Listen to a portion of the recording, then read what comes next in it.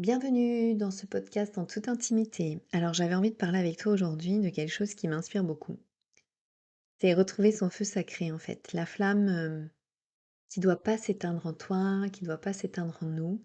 C'est vraiment pour moi le mouvement de la vie, la flamme de la joie, c'est l'action aussi, le feu, c'est l'impulsion, mais dans quelque chose qui est juste en fait. C'est un peu, on pourrait prendre ça comme quelque chose de mystique, mais c'est bien réel.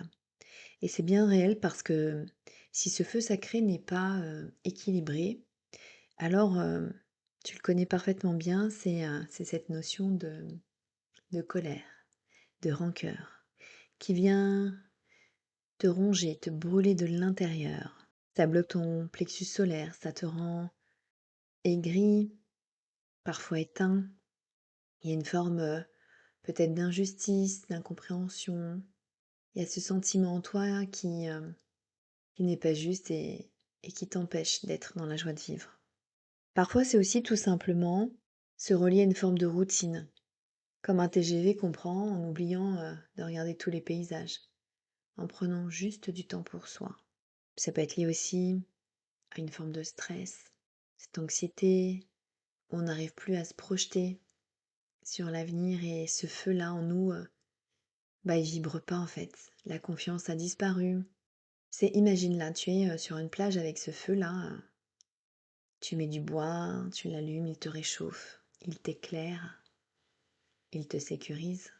Et puis c'est comme si qu'à un moment, peut-être que tu t'endormais, ou peut-être tu étais parti dans tes pensées, peu importe, et quand tu reviens véritablement à toi, ce feu, ce n'est plus que de la braise. Alors bien évidemment, tant qu'il y a de la braise, il y a un feu.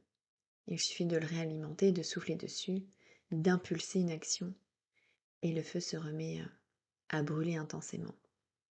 Si aujourd'hui tu sens que tu es dans cette partie-là de braise, tu sens qu'il y a quelque chose en toi qui a besoin d'émerger, qui est là, qui est prêt, mais que tu as laissé de côté, que tu as endormi, alors c'est là maintenant que tu peux révéler les choses, te rencontrer dans ce feu sacré. C'est vraiment cette flamme intérieure, c'est vraiment l'énergie vitale. C'est là où vraiment il y a l'impulsion du cœur. Et aussi ce que moi j'appelle la passion, c'est quand on est passionné de quelque chose, qu'on en parle et qu'on le vit intensément quand on échange avec les autres. C'est ça ton feu sacré. C'est ce qui t'anime au plus profond de toi. C'est ce pourquoi tu es fait ou faite sur Terre. Mais attention, on a un monde moderne extérieur qui continue de nous disperser, de prendre notre attention et de la mettre là où ils veulent et empêcher notre feu intérieur d'exister. Ce qui est très important de comprendre, c'est que tout part de toi. Tout commence à l'intérieur de toi. C'est quelque chose que j'ai mis du temps à comprendre. Je me suis très souvent presque éteinte. Alors il y avait toujours cette petite braise, parce qu'il y a l'amour en moi, et c'est l'amour qui a maintenu ces braises. Mais plusieurs fois j'ai laissé mon feu se réduire profondément, en écoutant les autres, en ne me faisant pas confiance, en pensant que laisser la place à l'autre et me renier était une forme d'amour. Et j'ai très vite compris qu'en fait c'était du sacrifice. Alors bien évidemment, bien plus facile à dire qu'à faire. J'ai mis du temps à comprendre que l'amour que je pensais n'était qu'un sacrifice. Je me reniais pour l'autre. Je m'oubliais complètement pour l'autre. Et je comprenais pas. Je comprenais pas pourquoi on me rendait pas ce que j'offrais à l'autre. Pourquoi mon amour que j'offrais dans quelque chose de très intime, de très authentique. J'ai cette faculté, ce don en moi d'accueillir l'autre comme il est sans jamais chercher à le changer. Et je comprenais pas que dans mes relations, on me demandait de changer, de me conformer à l'image ou la perception que l'autre voulait avoir de moi. Alors j'ai tout eu, se conformer à une forme de non-existence, comme un sac à main, on croche autour de son bras et on est fier de l'avoir, et puis en gros c'est sois belle et tais-toi. Comme j'accueillais l'autre dans ce qu'il était, je pensais que si je jouais ce rôle, je le nourrirais dans l'amour. Et maintenant je peux vous dire que je l'ai simplement nourri dans ses blessures. Et j'accueille que c'était mon expérience. J'ai pu dire oui à des situations alors que vraiment je n'en avais pas envie. Mais pareil, Je disais oui à l'autre pour qu'il soit heureux. Et moi, je ne l'étais pas pendant ce temps-là. Je ne disais rien pour pas déranger, pour pas blesser. Je me disais à quoi ça sert de toute façon. On va finir par s'engueuler. Alors, je disais rien. Puis à force de rien dire, eh ben on s'éteint. Alors c'est un peu contradictoire parce que je suis quelqu'un qui parle beaucoup. J'adore m'exprimer, j'adore partager avec les autres. Mais du coup, j'exprimais des futilités. Quand je pouvais avoir un peu d'attention, une écoute extérieure, je commençais à parler, parler sans m'arrêter.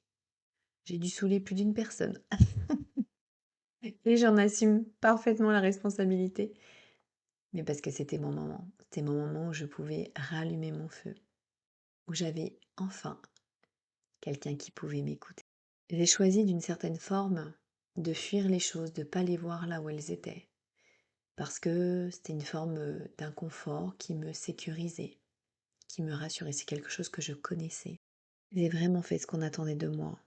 Au lieu de me mettre en joie, ça continuait de m'éteindre. Et ça ne m'a pas empêché d'être trahi, d'être abusée dans ma confiance. Et un jour, j'en ai eu ras-le-bol. J'en avais marre de ces situations qui se répétaient. Alors pas toujours sous les mêmes formes. Mais il y avait une forme de schéma inconscient, très profond, où je me disais, mais c'est quoi le lien entre toutes ces histoires? Alors, d'un point de vue extérieur, aucune histoire, aucune rencontre n'avait de point commun. Jusqu'à ce que je décide que tout partait de moi. Et là, je me suis regardée dans un miroir, j'ai regardé autour de moi et je me suis dit, Delphine, t'es passée où là dans ton histoire? T'as donné des crayons à tout le monde. T'as donné ton livre à tout le monde. Chacun écrit ton histoire. Mais toi, à quel moment t'écris la tienne? À quel moment tu reprends ton pouvoir? À quel moment tu reprends ton feu sacré? Et surtout, à quel moment tu vas exister, tu vas vivre pour toi, pas pour les autres? Heureusement, au fond de moi, il y avait toujours cette petite étincelle qui me disait, ok, tu peux le faire. Alors la première chose que j'ai fait, c'est me relier à mon corps, à prendre soin de moi, à mes rythmes. J'ai repris le temps de bien dormir, de m'écouter, de bien m'alimenter. Alors pas que sur un plan, on va dire alimentaire, mais sur mes lectures, sur ce que j'ai commencé à regarder. Et tout doucement, ça a changé mes lignes de réalité parce que j'ai posé mon regard à d'autres endroits. J'ai changé mes réalités, surtout mes vérités intérieures. Je lui ai demandé qui s'exprime, qui bouge. Alors j'ai pris des cours de danse. Je me suis initiée à la salsa. Peu importe. Ce qui était important pour moi, c'était de retrouver du mouvement dans ma vie. Alors ça a commencé par la danse, puis le chant. Et puis des rencontres. J'ai commencé à sortir de nouveau, de plus être enfermée chez moi, à l'intérieur de moi. Mais c'était pas suffisant. La deuxième étape a été de m'accueillir dans un silence profond. C'est là que je pouvais voir mon point d'origine, l'amour sacrificiel. D'ailleurs, ces deux mots pourraient ne pas aller ensemble. Et pourtant, c'est cette histoire que j'ai choisi de vivre sur Terre. C'était jusqu'alors toute mon histoire. Alors aujourd'hui, je peux te le dire, je peux encore être dans cet amour sacrificiel, parce que c'est ce que mon âme est venue expérimenter sur Terre. Mais aujourd'hui, je peux l'explorer, je peux le reconnaître très rapidement et m'ajuster pour qu'à aucun moment mon feu ne revienne une braise. Je reste dans mon feu sacré. Et quand je sens un inconfort, une frustration, une fatigue, je me pose véritablement des questions sur mon positionnement. Est-ce que c'est juste pour moi? Est-ce que je dis oui par l'impulsion de mon cœur ou je dis oui pour l'autre? Est-ce que je fais passer l'autre avant moi, avant mes désirs profonds, avant notre confort? Puis je me rendais compte que, ok, je passais beaucoup de temps à guérir mes blessures, à les comprendre, mais je restais que dans un passé en fait de souffrance.